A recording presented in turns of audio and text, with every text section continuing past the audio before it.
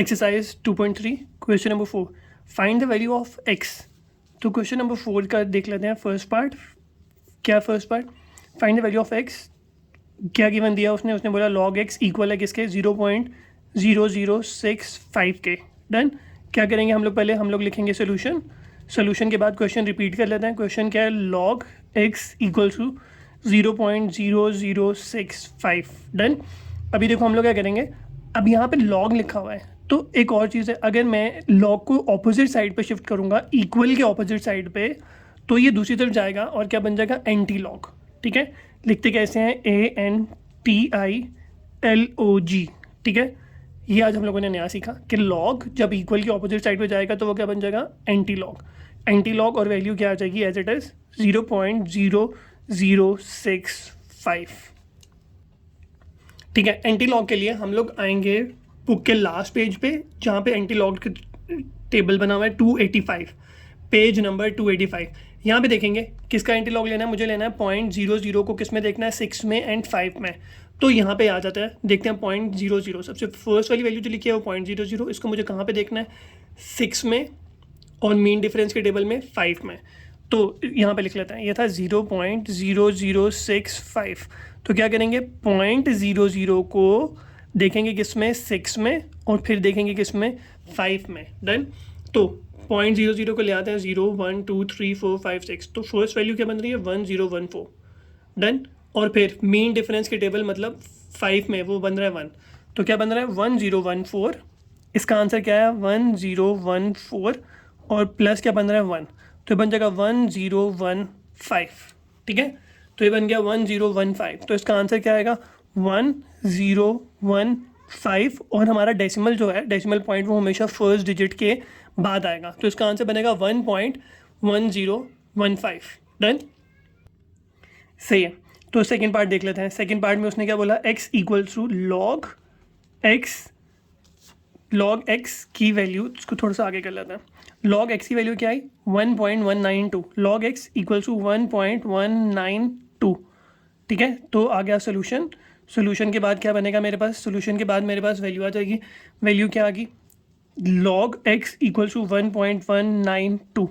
ठीक है, तो अगर मेरे पास पॉइंट किससे पहले टर्म आ जाए तो फिर ये जो 1 बनेगा डेसिमल से पहले वाला इंटीग्रल पार्ट, मतलब ये कैरेक्टरिस्टिक होएगा। तो कैरेक्टरिस्टिक को मैं सेपरेट कर लेता हूँ।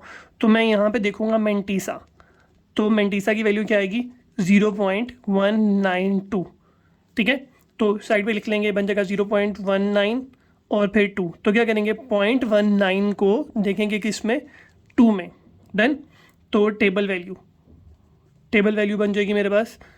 चेक कर लेते हैं एंटी लॉग के टेबल में 0.19। तो फिर पेज नंबर आ जाएंगे 285 पे। 285 पे देखते हैं 0.19 को मुझे देखना है कहाँ पे? 2 में। तो 0.19 को 0 1 2, तो ये बन जाएगा 1556। ठीक है, ये बन जाएगा 155। 0.19 को 0 1 2 1556। एक सेकेंड, ऐसे। डन। 0.19 को देखते हैं 0 1 2, तो ये बन जाएगा 1556। तो टेबल वैल्यू क्या आ गई? 1556। यहाँ पे भी 1556। डन। तो अब क्वेश्चन को दोबारा से देख लेते हैं। ये बन जाएगा x equal to log opposite side पे जाएगा, क्या बन जाएगा? Antilog. क्या आएगा? 1.192। आपका क्या था? 1556। तो इसका आंसर था 1556। अब देखो मेरा करेक्टरिस्टिक क्या था? 1। हम लोगों ने क्या बोला कि जब भी वैल्यू लिखेंगे तो हम लोग लगाएंगे डिजिट कहाँ पे? डेसिमल लगाएंगे फर्स्ट डिजिट के बाद। अब क्योंकि करेक्टरिस्टिक 1 है तो इसको 1 टाइम आगे शिफ्ट कर देंगे, तो ये बन जाएगा 15.56। डन। इस पॉइंट को एक दफ़ा दोबारा से देख लेते हैं। हमारी जो टेबल वैल्यू बन रही थी वो बन रही थी 1556। तो अगर नॉर्मली मेरा करेक्टरिस्टिक 0 होता तो मैं डेसिमल लगाता फर्स्ट डिजिट के बाद। अब क्योंकि मेरा करेक्टरिस्टिक 1 है तो करेक्टरिस्टिक वाली वैल्यू को मैं 1 टाइम आगे शिफ्ट कर दूंगा। पॉजिटिव होगा तो मैं राइट साइड पे शिफ्ट करूंगा, नेगेटिव होगा तो मैं लेफ्ट साइड पे शिफ्ट करूंगा, जैसे मैंने देखा था साइंटिफिक नोटेशन में। डन। पार्ट 3 देख लेते हैं। पार्ट 3 क्या मेरे पास? Log x equal to -3.434। log x equals to -3.434। Done. अभी देखते हैं, since the mantissa is negative, ठीक है, तो मेंटीसा जो है, मतलब देखो अगर मैं इसमें देखूँ तो कैरेक्टरिस्टिक बनेगा 3 और मेंटीसा बनेगा -0.434।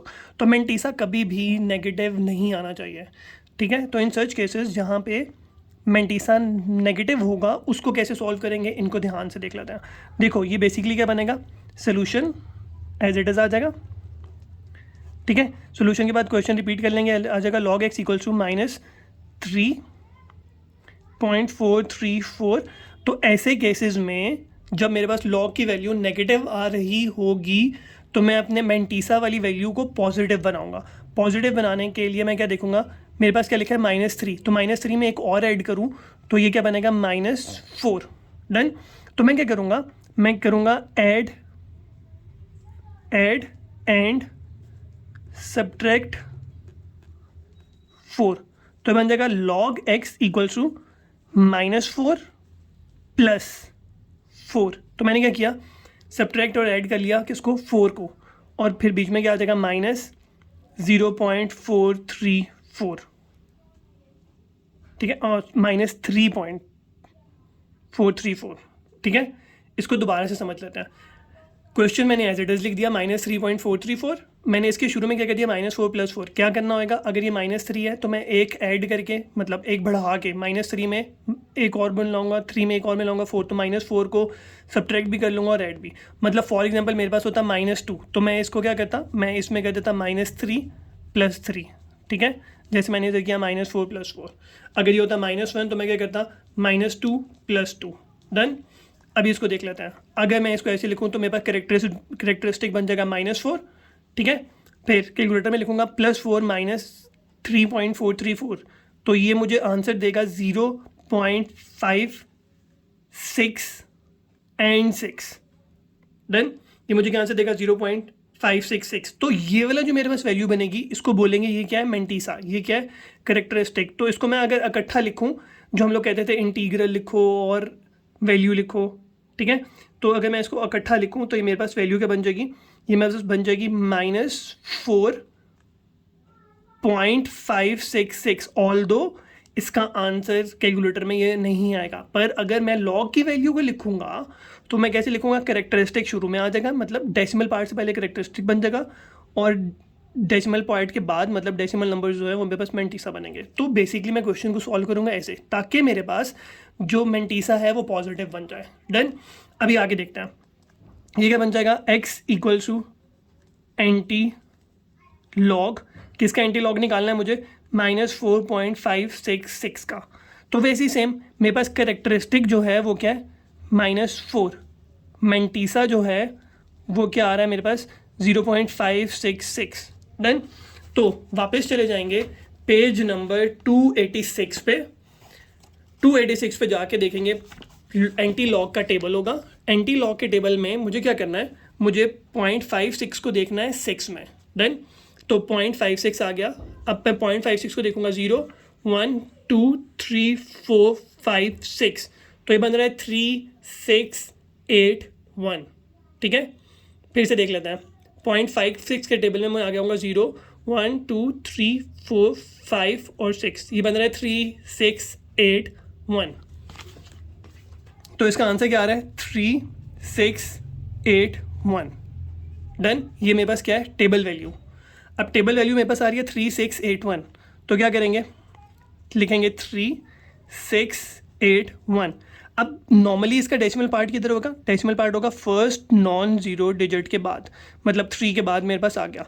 तो अगर मुझे करेक्टरिस्टिक देखना है, वो मुझे बोल रहा है -4, तो माइनस का मतलब क्या है कि हम लोग मूव करेंगे लेफ्ट साइड में। तो ये बन रहा है 3 6 8 1, डेसिमल इधर है तो मुझे कितने टाइम शिफ्ट करना है, 4 टाइम्स। तो ये बनेगा 1 2 3 4, ठीक है। तो 1 0 सेकेंड 0 थर्ड 0 और यहाँ पे डेसिमल आ गया। तो मतलब मुझे इससे पहले कितने जीरोस लगाने हैं, 1 2 3.0, ठीक है। इसको दोबारा से देख लेते हैं। देखो मेरे पास वैल्यू जो आई वो आई 3681, और नॉर्मली मेरा डेसिमल होना था फर्स्ट डिजिट के बाद, ठीक है। पर इस केस में मुझे करेक्टरिस्टिक मिला -4। तो -4 का मतलब क्या है कि नंबर जो है वो 1 से छोटा होगा। 1 से छोटा मतलब 0.0 की फॉर्म में। तो डेसिमल को शिफ्ट करेंगे ऑपोजिट साइड पे, तो फर्स्ट डेसिमल से पहले एक डिजिट आ गया 3, पीछे बच गया, अगर मैं 4 में से 1 माइनस कर दूँ, पीछे बच गया 3, तो 3 जीरोज़ मुझे ऐड करना है, तो बन जाएगा 0.123, 3 जीरोज़ ऐड कर दिए 3681, तो ये मेरे पास आंसर बन गया।